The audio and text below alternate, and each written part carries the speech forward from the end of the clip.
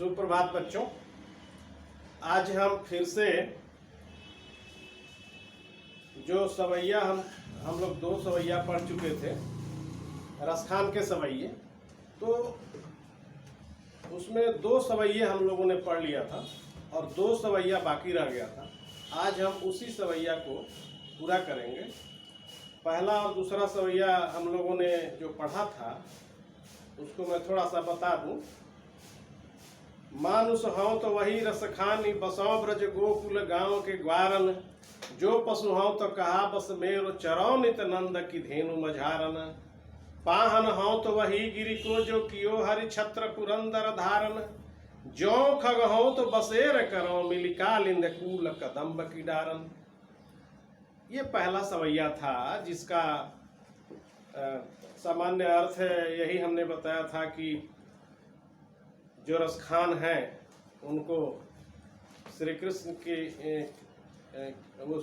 की भक्ति करते हैं, उनके आराध्य देव श्री कृष्ण हैं और उनकी इच्छा है कि यदि दोबारा मैं जन्म लूं तो मेरा जन्म गोकुल के गांव में ही होना चाहिए। यानी उनकी इच्छा है कि हमारी इच्छा है कि हमारा दोबारा अगर जन्म हो तो गोकुल में हो, क्योंकि श्री कृष्ण से मुलाकात होती रहे। अगर पशुओं के रूप में जन्म हो तो नंद की गायों के रूप में हो, क्योंकि गायों को चराने के लिए श्री कृष्ण ले जाते हैं। अगर मेरा जन्म जो है पहाड़ों पर हो तो गोवर्धन पर्वत के पत्थर के रूप में मेरा जन्म होना चाहिए, ताकि वहाँ भी श्री कृष्ण से मुलाकात होती रहे, उनके दर्शन होते रहे। अगर पक्षी के रूप में मेरा जन्म हो तो मेरा जन्म कालिंदी के कुल यानी यमुना के किनारे जो कदम्ब का पेड़ है उस पेड़ पर होना चाहिए, क्योंकि उस पेड़ पर बैठकर श्री कृष्ण बांसुरी बजाते हैं और वैसे मुलाकात या उनके दर्शन होते रहेंगे। और दूसरा हमने बताया था, या लकुटी या रुकामर या पर राज तिहू पुर को तजी डारो। 8 सिद्धि 9 निधि के सुख, नंद की गाय चराई विशारो। रसखान कवों इन आखिन सो, ब्रज के बन बाग तडाग निहारो। कोटिक एकल धावत के धाम, करी लक कुंजन ऊपर वारो। तो इसका अर्थ होता है कि एक तरफ श्री कृष्ण की लाठी और कंबल जो गायों को चराते वक्त साथ में ले जाया करते थे वो मिल जाए, और एक तरफ तीनों लोगों का राज्य मिल जाए। तीनों लोक होते हैं, आकाश पाताल और धरती, ये 3 लोक होते हैं। इन तीनों लोगों का राज्य अगर एक तरफ मिले और दूसरी तरफ श्री कृष्ण की लाठी और कंबल, मात्र यही 2 चीजें मिल जाए तो श्री कृष्ण की लाठी और कंबल को लेना स्वीकार करेंगे, तीनों लोगों का राज्य लेना स्वीकार नहीं करेंगे। अगर उसी में दूसरा लाइन था कि 8 सिद्धि 9 निधि के सुख, नंद की गाय चराई विशारो। यदि 8 सिद्धियां और 9 निधियां मिल जाए, ये कुबेर के धन से संबंधित होती हैं सिद्धियां और निधियां, तो मैं बता दूं कि 8 जो सिद्धियां होती हैं उनका नाम मैं बता दूं। 8 सिद्धियों का नाम है अनिमा, महिमा, गरिमा, लघिमा, प्राप्ति, प्राकाप्य, ईशित्व और वशित्व। ये 8 अलौकिक शक्तियां होती हैं, 8 जो सिद्धियां होती हैं। और 9 निधियों के बारे में उस दिन मैंने चर्चा नहीं की थी, इसलिए मैं पुनः उसकी चर्चा कर देता हूं कि 9 निधियां कौन सी होती हैं जो कि रसखान ने लिखा है। तो 9 निधियां होती हैं पद्म, महापद्म, शंख, मकर, कच्छप, मुकुंद, कुंद, नील और खर्व। ये कुबेर की 9 निधियां कहलाती हैं। तो इन्हीं 8 सिद्धियों और 9 निधियों की चर्चा यहाँ पर की गई है, जो दूसरा सवैया है कि 8 सिद्धि 9 निधि के सुख, नंद की गाय चराई विचारो। 8 सिद्धियां और 9 निधियों का सुख अगर एक तरफ मिले तो मैं स्वीकार नहीं करूंगा अगर मुझे नंद की गाय चराई विचारो। अगर नंद की गाय चराने के लिए मिल जाए तो मैं 8 सिद्धियां और 9 निधियों के धाम को त्याग दूंगा।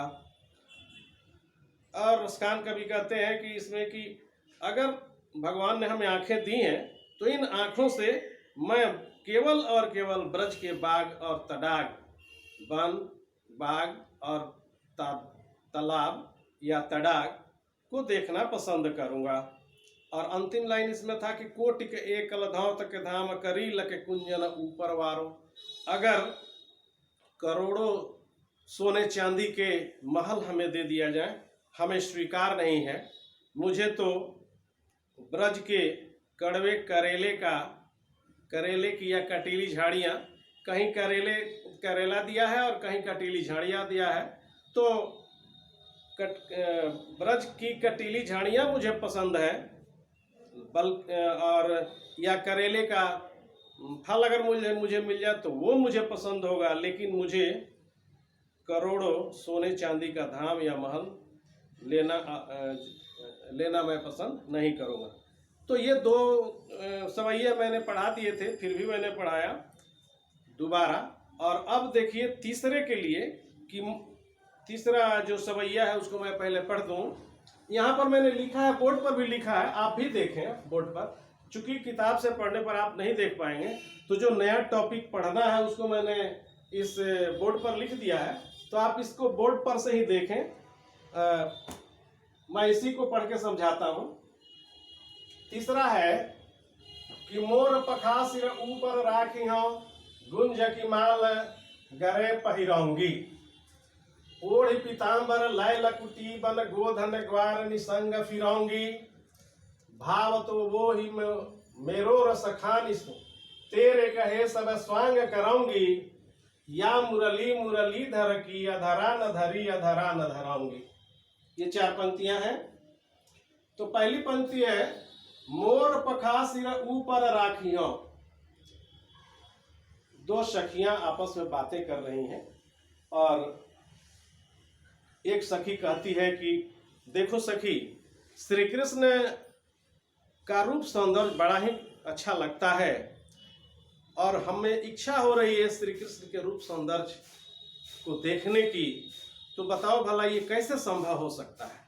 तो दूसरी सखी कहती है कि इसमें कोई बड़ी बात नहीं है सखी, मैं ऐसा करती हूँ कि श्री कृष्ण जो जो वस्त्र पहनते हैं उनका रूप धारण कर लेती हूँ पहनकर, और तुम मुझे, जब मैं उनके वस्त्र पहन लूंगी तो हमारे अंदर श्री कृष्ण का रूप तुम देख लेना। तो ऐसा करो कि मैं उनके सारे वस्त्र पहन लेती हूँ और कृष्ण बन जाती हूँ, तो मुझे ही देख करके संतोष कर लो। तो वही सखी कहती है कि क्या क्या करना होगा, क्या पहनना होगा ताकि श्री कृष्ण के जैसा बन जाऊं। कहती है कि मोर पखास सिर ऊपर राखियों। हे सखी, मैं मोर का पंख अपने सिर के ऊपर मुकुट में लगा लूंगी, जैसा कि श्री कृष्ण लगाते हैं। श्री कृष्ण भी अपने मुकुट में मोर का पंख लगाते हैं। मैं भी एक मोर के पंख युक्त मुकुट अपने सिर पर रख लूंगी। मोर पखा सिर ऊपर राखी हूँ, मोर का पंख सिर के ऊपर जैसा कि श्री कृष्ण रखते हैं मैं भी रख लूंगी। गुंज की माल गरे पहिरौंगी, गूंज की माला मैं अपने गले में पहन लूंगी। तो ये गूंज की माला क्या होती है? गूंज को रति भी कहते हैं, जिसको कोरल बीड अंग्रेजी में कहते हैं। उसी प्रजाति का कोरल बीड प्रजाति है, उसी प्रजाति की एक लत्तर होती है, लताएं होती हैं उसकी, उसमें लाल रंग के फल लगते हैं और उसके सिरे पर काले रंग का धब्बा होता है। लाल और काले रंग का जो धब्बा वाला बीज होता है उसी को गूंथ करके माला लोग पहनते हैं। कहा जाता है कि इससे को पहनने से समृद्धि आती है। तो वही गुंज की माल गरे पहिरौंगी, जैसा श्री कृष्ण पहनते हैं वैसा मैं सब करूंगी। क्या करूंगी? मोर का पंख सिर के ऊपर लगाऊंगी मुकुट में, गुंज की माल गले पहिरौंगी, गले में गुंज की माला पहन लूंगी। दूसरा लाइन है, ओढ़ी पीताम्बर लाय लकुटी। पीताम्बर मतलब होता है पीला वस्त्र। ओढ़ी ओढ़ लूंगी, पीला वस्त्र ओढ़ लूंगी, और लाय लकुटी लाठी हाथ में ले लूंगी जैसा कि कृष्ण लेते हैं। बनगोधन ग्वारनी संगर फिराऊंगी। ब्रज के ग्वालों के साथ साथ मैं घूमूंगी, गोधन बन जाऊंगी यानी श्री कृष्ण बन जाऊंगी, और पीला वस्त्र पहनकर हाथ में लाठी लेकर ग्वाल बाल के साथ मैं चलूंगी जैसा कि श्री कृष्ण करते थे। और क्या करूंगी?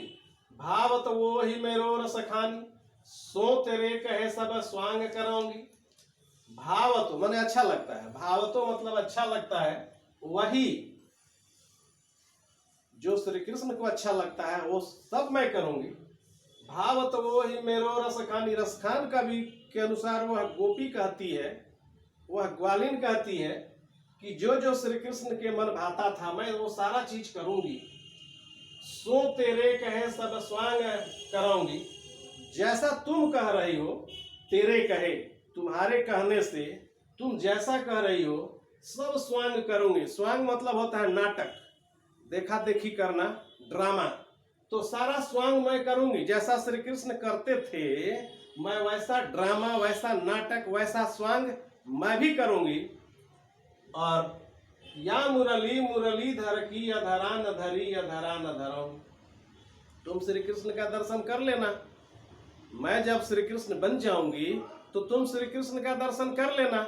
ये सारी चीजें मैं करूंगी, लेकिन एक चीज मैं नहीं करूंगी, मैं श्री कृष्ण जो जो पहनते थे पहन लूंगी, जो जो करते थे कर लूंगी, लेकिन एक चीज मैं नहीं कर सकती जो श्री कृष्ण करते थे।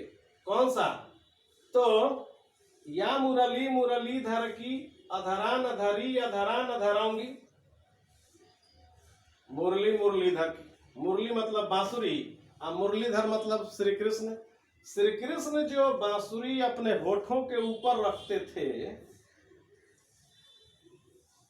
अधराधर, या मुरली मुरलीधर की अधरा न धरी अधरा न धराऊंगी। अधरा का मतलब, अधर मतलब होता है होठ, अधर मतलब होठ। तो जो अपने अधरों पर, अपने होठों पर श्री कृष्ण बांसुरी को रखते थे, मुरली को रखते थे, मुरलीधर माने श्री कृष्ण, मुरलीधर जिस मुरली को अपने होठों पर रखते थे उस बांसुरी को मैं अपने होठों पर नहीं रख सकती। क्यों भाई? क्योंकि वह वही मुरली है जिसके कारण श्री कृष्ण हमसे दूर हुए हैं। श्री कृष्ण उस मुरली को हमेशा अपने होठों से लगाए रखते हैं, और इसीलिए वे हम लोगों के पास नहीं आते हैं। तो श्री कृष्ण की जो मुरली है वो तो हमारी सौत के समान है, सौतन के समान है। इसलिए जिस स्थान पर सौतन बसती है उस स्थान को मैं ग्रहण नहीं कर सकती। तो सारा स्वांग, सारा ड्रामा मैं करूंगी, लेकिन उनके बांसुरी को अपने होठों से नहीं लगाऊंगी। ये हो गया तीसरा। और अब अगले वीडियो में हम देखेंगे चौथा जो सवैया है उसको। तब तक धन्यवाद।